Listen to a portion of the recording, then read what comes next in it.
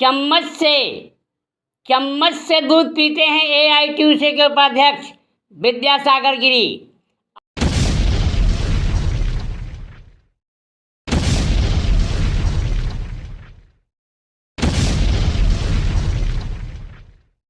अभी 6 महीने के हैं, इन्हें एंड्रॉयड फ़ोन में ऑडियो रिकॉर्डिंग नहीं आती।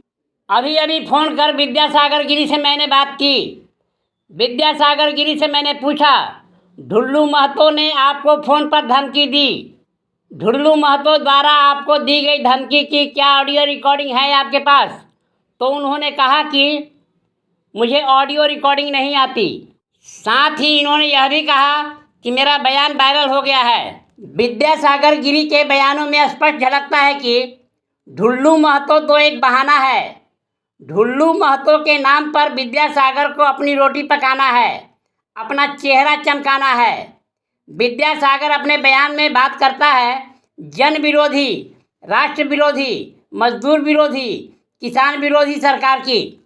विद्यासागर गिरी से जब मैंने पूछा कि ढुल्लू महतो की धमकी के साथ जन विरोधी, राष्ट्र विरोधी, मजदूर विरोधी, किसान विरोधी सरकार का क्या संबंध है, तो विद्यासागर गिरी ने क्या कहा, सुनिए।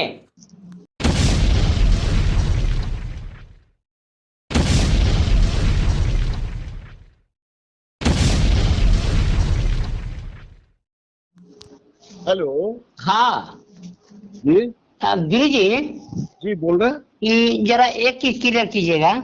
हाँ आप ये ढुल्लू महतो जो आपको धमकी दिए हैं, हाँ। उसकी रिकॉर्डिंग तो आपके पास है नहीं?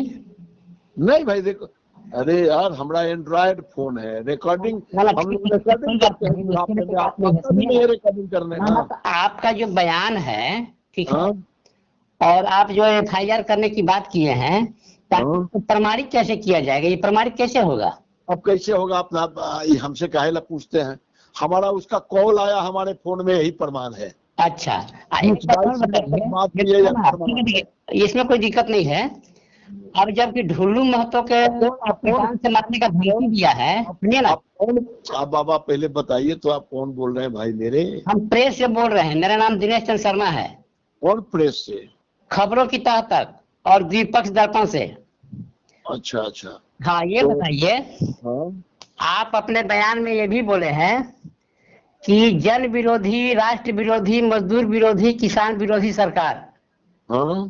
तो ये बताइए कि ढुल्लू महतो के धमकी के साथ में ये जन विरोधी, राष्ट्र विरोधी, मजदूर विरोधी, किसान विरोधी सरकार का मुद्दा कहाँ से आ गया? अगर आप पत्रकार हैं, अगर ये भी नहीं ज्ञान है आपको, हाँ, मैं इसलिए कह रहा हूँ कि ये पूरे देश का ट्रेड यूनियन, हाँ, पूरे देश का किसान संगठन, हाँ, शुरू से कह रहा है कि यह मोदी सरकार मजदूर विरोधी है। ये आपको पता है कि सारे 44 केंद्रीय श्रम कानून 150 साल में बना और कोरोना काल में सारे कानून को खत्म कर दिया, मालूम है आपको? बताइए। सुन लीजिए। मजदूर के सारे कानून खत्म करके 4 लेबर कोड बना दिया। हाँ, किसान के लिए 3 कानून बना दिया, बधुआ बनाने वाला। हाँ, जिस पर किसान आंदोलन हुआ। देश के खिलाफ में देश की इकोनॉमी, देश की अर्थव्यवस्था, देश की संप्रभुता, देश का संविधान, देश की जनतांत्रिक व्यवस्था, सबके खिलाफ अभियान चल रहा है। यह मेरा स्टेटमेंट है। एक बात हमको बता दीजिए, सिर्फ एक बात। 25 जून 1975 में क्या हुआ था? 25 जून 1975 इमरजेंसी लगा था। 25 जून 1975 का नाम लेते ही विद्यासागर गिरी अपनी औकात में आ गया और फोन काट दिया। मैंने पुनः फोन किया और पूछा 25 जून 1975 को क्या हुआ था? 12 जून 1975 को इलाहाबाद हाई कोर्ट के कमरा नंबर 15 में सुबह 10 बजे जस्टिस जगमोहन लाल सिन्हा ने क्या फैसला सुनाया था? 12 जनवरी 1998 को मुल्ताई बैतूल में क्या हुआ था? बेचारा तकदीर का मारा, मेरे पास इसका कोई जवाब नहीं है कहकर पुनः फोन काट दिया। मेरा दुर्भाग्य है कि गुस्से में मैं बात को रिकॉर्ड करना भूल गया। 25 जून 1975 को लोकतंत्र की हत्या हुई थी। 25 जून 1975 को इमरजेंसी लगी थी। 12 जून 1975 को इलाहाबाद हाई कोर्ट ने इंदिरा को चुनाव लड़ने से 6 वर्ष के लिए अयोग्य करार दिया था। 12 जनवरी 1998 को मुल्ताई बैतूल में किसानों के शांतिपूर्ण आंदोलन पर जालियांवाला बाग हत्याकांड की पुनरावृत्ति हुई थी। पुलिस ने किसानों पर अंधाधुंध गोलियां चलाई थी, जिसमें 24 किसान मारे गए थे और अनगिनत घायल हुए थे। और तत्कालीन मुख्यमंत्री दिग्विजय सिंह ने इस पर अफसोस तक प्रकट नहीं किया था। थे फिक्र में केक की सो रोटी भी गई। चाहा था बड़ी सै सो छोटी भी गई। वाइस की नसीहतें न